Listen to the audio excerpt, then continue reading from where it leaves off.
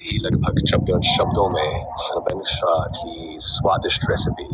आलू बैंगन की स्वादिष्ट रेसिपी। आलू बैंगन की सब्जी भारतीय और पाकिस्तानी रसोई एक बेहद लोकप्रिय और पारंपरिक डिश है। ये कम मसालों में भी बहुत स्वादिष्ट बनती है और इसे रोटी, पराठे, पूरी या चावल के साथ बड़े चाव से खाया जाता है। अगर इसे ताजे टमाटर, हरी मिर्च और हरे धनिये के साथ बनाया जाए तो इसका स्वाद और भी बढ़ जाता है।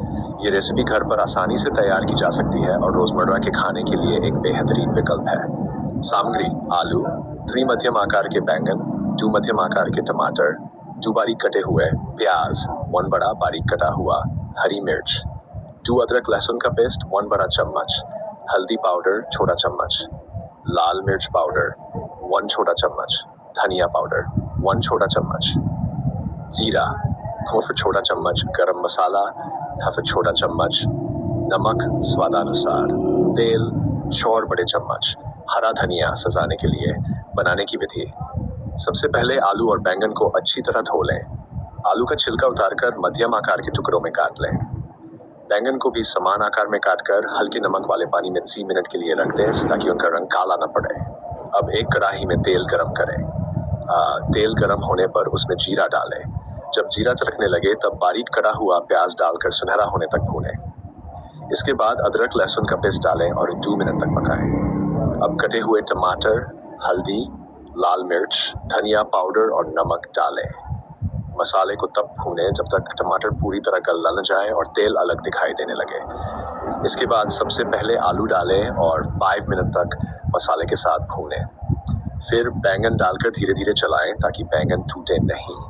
लगभग आधा कप पानी डालें, कढ़ाई को ढक दें और धीमी आंच पर 20 मिनट तक पकने दें। बीच बीच में सब्जी को हल्के हाथ से चलाते रहें। जब आलू और बैंगन पूरी तरह नरम हो जाएं, तब गरम मसाला और हरी मिर्च डालें। 2 मिनट और पकाएं। आखिर में ऊपर से बारीक हरा धनिया डालकर गैस बंद कर दें।